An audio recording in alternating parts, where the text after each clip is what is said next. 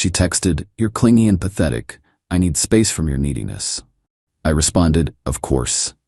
Then I stopped responding to her texts and went missing. Her frantic DMs when she realized I'd actually disappeared from her life. I, 35 male, have been with Natalie, 33, for about 2.5 years. We don't live together. She has her place, I have mine. According to her, that's how mature relationships work. Keep some mystery, maintain independence, all that. Here's the thing though. Despite not living together, I was basically running her life. Not in a controlling way, but in a she calls me for everything way. Car making weird noise? Call Derek. Wi-Fi acting up? Derek will fix it. Bad day at work? Derek's shoulder is available. Need someone to pick up her prescription because she's too tired after her yoga class? Good old reliable Derek. I didn't mind. That's what you do for someone you love, right? I enjoyed being helpful, being needed. Made me feel like I was contributing to the relationship since she made way more money than me at her consulting job. 3 weeks ago, Thursday evening, I just helped her prep for a major presentation, spent 4 hours going over her slides, fixed her laptop that was running slow, and brought her favorite takeout because she forgot to eat. After all that, I mentioned that my buddy's wedding was coming up and asked if she'd finalized her RSVP. Actually, about that. She started, "You're not coming?" She sighed, "Derek, we need to talk. You're a lot, like you're always there, always texting, always offering help, always wanting to do things together. It's suffocating." I sat there holding the Thai food I'd brought. I thought I was being supportive. "You're being clingy, and honestly, it's pathetic how you don't have your own life. You revolve everything around me. I need space from your neediness." The words hit like ice wire, pathetic, clingy, needy. "I see," I said quietly. "Don't be dramatic about it. I'm not breaking up with you. I just need you to back off. Get your own hobbies. Stop texting me every few hours. Stop offering to fix everything. Just give me room to breathe." I stood up, left the food on her counter. "Of course, you'll have all the space you need." She rolled her eyes. "See, this is what I mean. So dramatic." I walked out, and that's when I decided, she wants space? She'll get exactly what she asked for. Update 1. First thing I did when I got home was turn off read receipts. Then I archived our chat conversation. Not blocked. That would be dramatic. Just removed from my immediate view. Friday morning she texted, "Thanks for understanding last night. Talk later." I didn't respond. Saturday, "Hello? You okay?" Nothing from me. Sunday, "Derek, I said I needed space, not complete radio silence. Can you be mature about this?" Mature, right? I stayed quiet. Here's what Natalie didn't know. I'd been planning to propose next month. Had the ring and everything.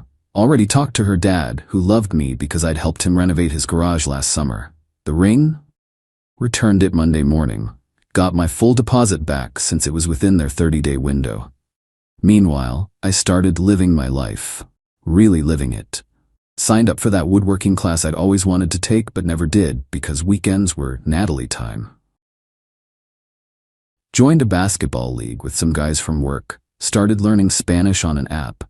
Even went to my nephew's terrible middle school band concert, something I'd skipped before because Natalie had needed me to help organize her closet that day. By Tuesday, her texts changed tone. "Are you seriously giving me the silent treatment?" "This is childish, Derek." "Fine, be that way." I remained silent. But here's where it gets interesting. I didn't just stop responding. I stopped existing in her orbit entirely. Removed myself from her Netflix account that I was paying for. Took myself off her Spotify family plan, also mine. Canceled the grocery delivery subscription I'd set up for her apartment. Removed myself from her Hulu, HBO Max, Disney Plus, all on my accounts because setting up accounts was annoying for her. Wednesday afternoon, the tone shifted again. "Why can't I access Netflix?" "Derek, did you change the passwords? This is petty." Then Thursday, exactly 1 week after our conversation, "My car is making that sound again." "Derek, it's getting worse. Can you at least tell me what you did last time?" "Derek." I continued my silence. That evening, I went to a comedy show with my sister. Posted nothing on social media, just enjoyed being present in my own life. Update 2, week 2, is when Natalie started to panic. Her apartment building's maintenance guy, Roberto, texted me asking why I hadn't been around. Turns out, I'd been the unofficial tech support for several issues, and Natalie had given them my number as the emergency contact for maintenance stuff. I politely told Roberto I was no longer available and to contact Natalie directly. The car situation got worse. From what I heard later through mutual friends, she had to get it towed to a mechanic. Cost her $1,800 for something I'd been managing with $30 parts and YouTube tutorials. The mechanic also found 3 other issues I'd been monitoring and fixing before they became problems. Another $2,400. But the real kicker came when her big presentation happened. The one I'd helped her prep for? Yeah, apparently she'd gotten used to me being her unofficial presentation coach. Without our usual prep sessions, she fumbled hard. Her boss wasn't impressed. The texts became frantic. "Derek, please. I know you're seeing these. I need help with my computer, it crashed. I'm sorry for what I said, okay? You're being emotionally abusive with this silent treatment. I'm going to call the police and report you missing if you don't respond." That last one almost made me break silence, but my buddy talked me out of it. "She knows you're fine," he said. "She's seen you active on Venmo paying people. She's just manipulating." Then came the voicemails. 23 of them over 3 days, ranging from angry to crying to threatening to sweet to angry again. My favorite was when she tried to pretend nothing happened. "Hey babe, just wondering if you want to grab dinner tonight? That new place opened up downtown." As if she hadn't called me pathetic 2 weeks ago. The social media stalking started next. She didn't follow me. That would be beneath her, but she had her friend Jessica view my stories. I know because Jessica accidentally liked a photo from 2019 at 2 a.m. Then unnamed accounts started watching my stories. Very subtle, Natalie. Update 3, end of week 2, a Saturday. I'm at the woodworking class, actually enjoying myself, when my phone starts blowing up. Not Natalie, she'd apparently decided to go nuclear. Her mom called me. Her mom. "Derek, sweetheart, what's going on?" Natalie is distraught. She says you've abandoned her? "Hi, Mrs. Patterson. Natalie told me I was clingy and needed to give her space. I'm respecting her wishes. But she didn't mean completely disappear. She called me pathetic for being supportive, said I was suffocating her. I'm just doing what she asked. Oh, honey, you know how she is. She didn't mean it. With respect, Mrs. Patterson, she's a 33-year-old woman. I'm taking her at her word." Then her dad called. The same guy whose garage I'd renovated for free. "Son, what's this about you ghosting Nat?" I explained the situation. He got quiet. "She said that? Called you pathetic?" Among other things. "Well, hell, Derek, that's not right. But you know she needs you, right? She said she needed space. But her car is her responsibility, as is her apartment, her computer, her presentations, and everything else I was apparently being clingy about helping with." He sighed. "You're really done? She told me I had no life of my own. Turns out she was partially right. So I've been fixing that." The friend brigade started next. Jessica, Monica, and Heather all suddenly needed to catch up with me. Each conversation somehow steered toward Natalie. "Jessica, she's really struggling without you. She's a strong, independent woman. She'll figure it out." "Monica, you're being cruel. I'm being absent, as requested." Heather actually tried honesty. "Look, she messed up, okay? But she literally doesn't know how to function without you. Maybe she should have thought about that before calling the person who handles everything for her pathetic." Update 4. 3 weeks in, Natalie went full nuclear. First, she showed up at my apartment, banging on the door at 11 p.m. on a Tuesday. "Derek, open up. I know you're in there." I called through the door. "Natalie, you wanted space. Please leave." I didn't mean this. I meant like, less texting, not complete abandonment. "You called me pathetic and clingy. I'm working on myself like you suggested. Please leave or I'll call building security." "Are you serious right now?" Yes. She left, but not before kicking my door and screaming about how I was psychotic and manipulative. Next day, I got a call from my employer. HR wanted to discuss a concerning communication they'd received about my mental health and erratic behavior. Someone, anonymous, but come on, had sent them an email suggesting I might be having a breakdown and could be a danger to myself. I calmly explained the situation to HR, showed them some of the texts, the clingy/pathetic ones, and they quickly realized what was happening. They documented it as potential harassment. Then came the smear campaign on social media. She posted a long thing about emotional manipulation and narcissistic abuse, and how someone unnamed but obvious had abandoned her in her time of need. Her friends piled on with supportive comments about toxic men and emotional violence. My response? Nothing. I just kept living my life. Posted a photo from my woodworking class. I'd made a pretty decent cutting board. Got more likes than usual, probably from people checking if I was alive after her dramatic posts. But the real impact hit when her laptop completely died. Like, won't turn on, died. Remember that presentation that went badly? She hadn't backed up the follow-up work. 3 weeks of work, gone. Why hadn't she backed up? Because I used to handle all that. I'd set up automatic backups, but the subscription had lapsed, it was on my card, and she never renewed it.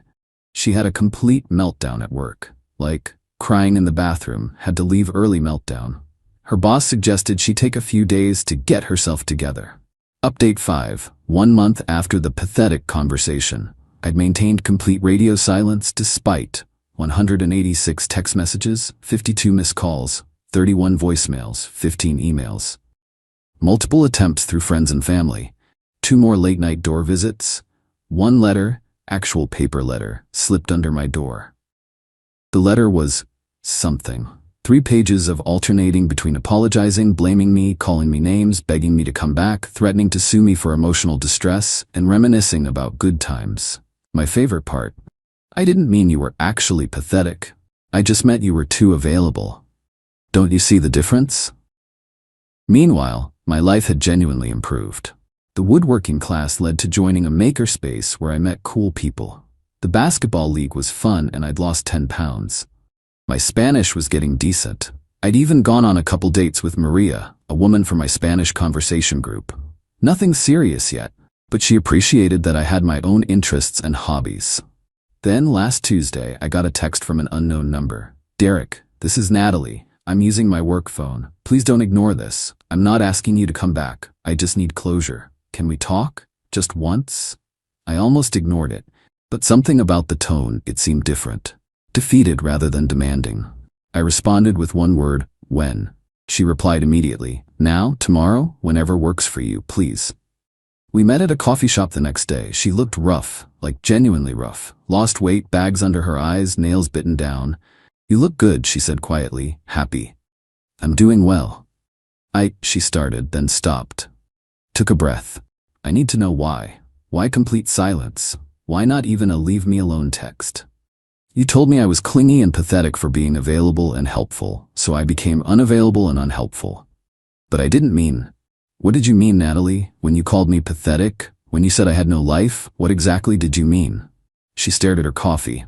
I meant, I don't know. Heather and Jessica were talking about how their boyfriends were more mysterious, exciting, had their own things, and you were always just there. Available, reliable, helpful. Yeah, pathetic. She flinched. I didn't. I was frustrated. You made me feel guilty for not being as invested. I fixed your car, your computer, your apartment issues, helped with your work, brought you food, listened to your problems. That made you feel guilty? It made me feel like I owed you. You didn't owe me anything. I did it because I loved you. Loved? Yes. She started crying.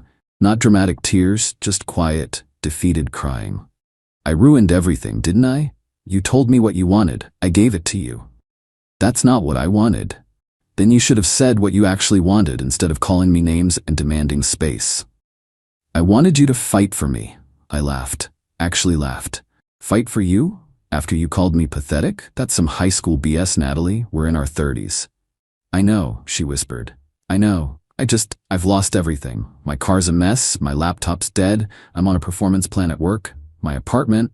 God, I didn't realize how much you did. I tried to tell you. Every time I offered help, I was showing love. You saw it as clinginess. Can we try again? No, Derek, please. Natalie, you showed me who you are. Someone who takes support for granted, who insults their partner for being helpful, who plays games instead of communicating. I can't unsee that. I could change.